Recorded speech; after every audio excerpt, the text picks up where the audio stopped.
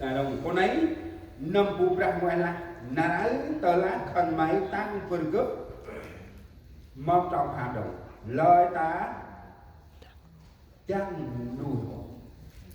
năm bú na tam tướng chi na lo quay ra tam bìa ra nóc nay vùng bon lan Israel khẩn bằng cúc tam bìa ra nuôi năm khẩn bằng một kia nào là tức là bạn nó nuôi năm khẩn bằng một kia nào hay là bằng quay dương mà quay ra khát là quay ra mất khẩn bằng khát là quay ra ngay khẩn bằng dân sự Israel sống trong đồng bằng 40 năm không trồng tỉa nhưng mà họ vẫn sống được. Tàu đi con này sẽ đi tầm thì giờ này quan chức năm màu tôi tam vì là khẩn bóng atri mu mặt khẩn bóng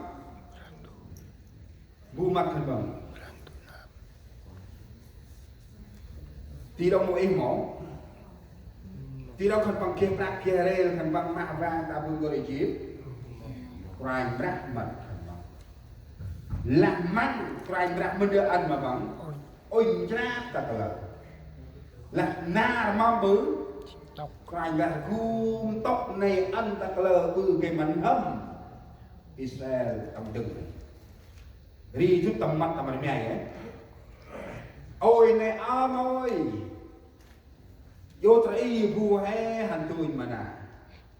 bu na mi pijaro wud hôm nay kia mana nó lại mà giàu thực bình cả có một cái han tức nó thực chân của bao không là làm hai bên kề hoàng nhé thì của bao đây mà là áo ra chỉ đem phu ý thức là ai được càng không biết ông người sai tâm môn này hay sai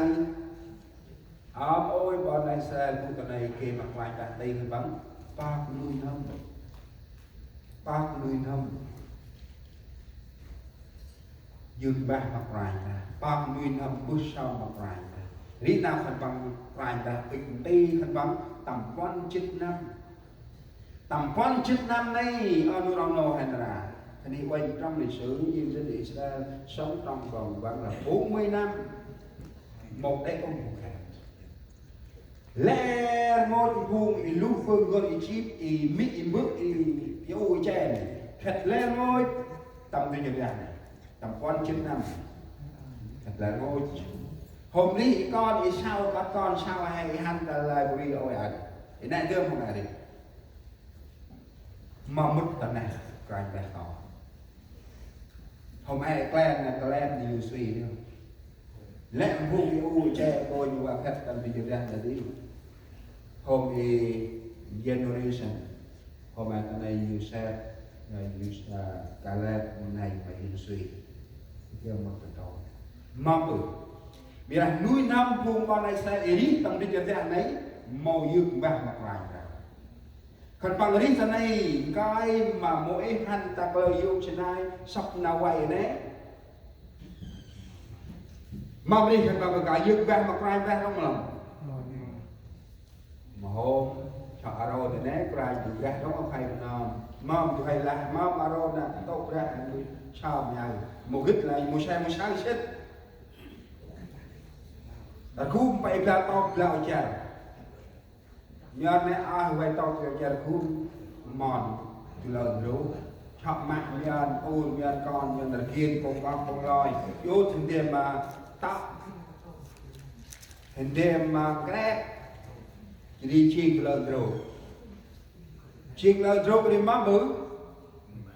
dược rồi rồi gì dư cạo này hay sao mà phải là mỗi món làm này mỗi cái dược vào hoặc là anh mình trình ho mà nhột đầu vầy này cứ chỉ nu mắc con nhật ngay cứ hôm dược vào chọc đầu vầy nằm ra vì chỉ phải ở đây nghe ông là đây chỉ một vụ núi năm bao này sẽ đi cầm từ giờ quan trên năm mùa viên và mặt nào viên mà bọn này sẽ đó là bài học cho chúng ta ngày hôm nay bọn này Israel nam tầm ban đó mà bầu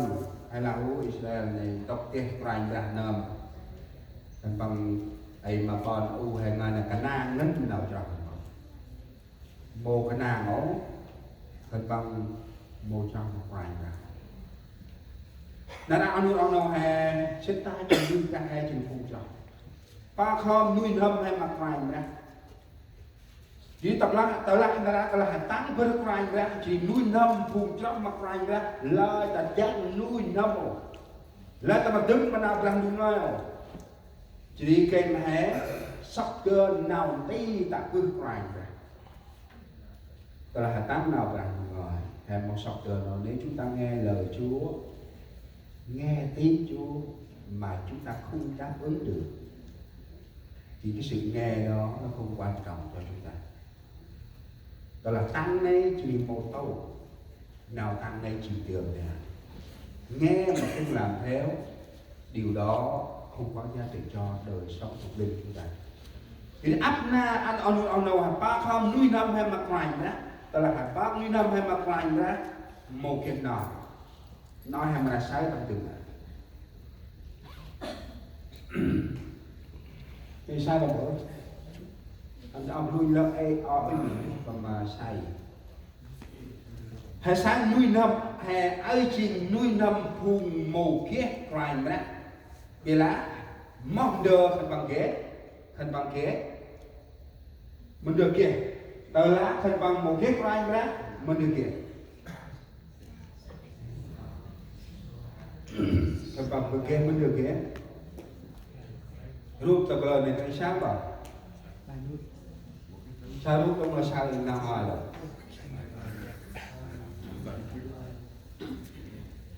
tờ lá thành bằng một ghế lành ra thành bằng ghế đời ai mình đời ai thì thành bằng ghế cho ghế pi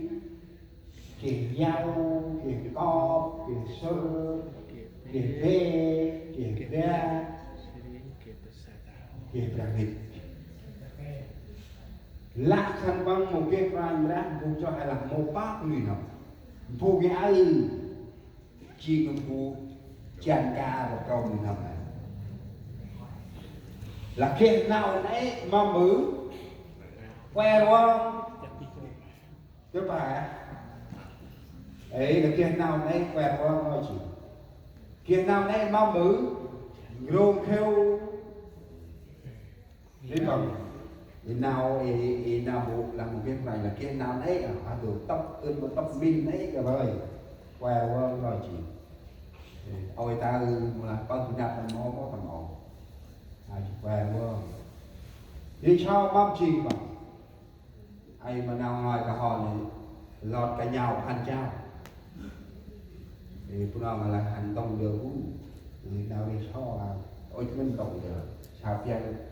vào hành tông ngon là hàng lang là lẽ đi qua em cái này nữa cho mong chi cho cho là muốn ăn xài á xài cho giàu à xài ngân giờ xài bằng mô kinh bậc kinh bao đó xài bằng mang đưa hay ăn đâu xài đi thì nằm ít trên xài cho là nó có lại đi cả con đưa ở xài làm bay ngân thì về mang chi bằng thì về bằng thì gần là mong nào là thì hè về thì nào bằng tì mắt đọc hay đọc lắm thì tì mắt là cái đây thôi hay là một đi thì chỉ đi bóng bóng có là cụ tầm hè mò phỏng cứ anh là nào cứ anh đốc rơi lạc can rơi quân vùngที่มองให้ไอ้จานแรงกระชอบกันชีมองไปชิดมองต้องมีชายกับประเทศmulaiกับประเทศช่วงnào ta ta đâu muốn chỉ rơi ngân thì khăn đó nhưng mà rơi rác mong chìm bằng chưa mong mong nào chưa thì này bưng ngồi thao sắc thằng này sẵn nơm nào can họ trình mà này sẵn nơm chầm phu một kết ốm nhờ thì cực thơm thì chỉ là lẽ ngôi giờ ác cũng tổng này thì vui control vào nay chiến nuôi nâm phùng một cái hoài là hành chắc nuôi nâm này cần đứa nào mà là nuôi nâm này một ba cô chỉ lẽ ngôi giờ ác control vào xe quanh cái ấp tiêu lại ngoái hay là dùng mà ngoái biết rồi thì là bay quán Pram Prao Sơ Ham Chân Tham đây là đã kia tập hả muốn nào ở kia đời này thì mua Prao xong rồi kia đi là cực kia hạt mày là cực kia hạt mày cực kia pin đó kia nào mà que đó là còn phải xài cực kia pin được mấy là tên cũng hỏi ra cái là cực que từ kia nào phải bắt đó là cực kia đâu mấy là nào cũng mang cái này chạy lên nút đâu cực mấy để nhau thì cực mỗi mấy cu ngay là cực mốc cặp nhà này thì cực hao sắc cực nam thì kia cầm ham tay là anh hành ra anh là anh hành tay ba khom đi thăm mặt ngoài là ba ô mà thùng anh giờ là ba ô mà thùng anh là hẹp ba thùng anh cút tâm hay mà hôm sau ô đừng bỏ lại hôm sau ô nó buộc là nào thành đừng bỏ ông đâu coi mà con sai là kia thùng anh cút tâm hay là kia cũng ai cũng tầm này là chung rồi là kia biết cũng tầm này lẽ nào cũng ngồi quay đi tầm này là kia giao cũng tầm này lẽ nào chạy ngân là kia bê cũng tầm hè mà bự ôi ôn làm con làm hốc phải tam thành lo phải vẫn mà đà là cao chung quá lần âm mình nhảy con kia sai nó sẽ ấy vậy anh bông kết cảm giác âm mình mà anh không biết cảm giác âm mình tam tu là một cái nào ngoài ấy gần một giác đó thì tất na thì hè kia nào mong bạc lẽ nào tầm khai tầm lẽ nào tầm rong tầm lẽ nào tầm ton tầm hôm sáng rồi nhau nay chưa đủ anh em lúc sau mong anh là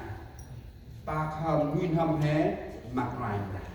là ok nhờ anh cúp tầm nguyên hâm hé ở ông đồ rồi và rùm mò tầm lẽ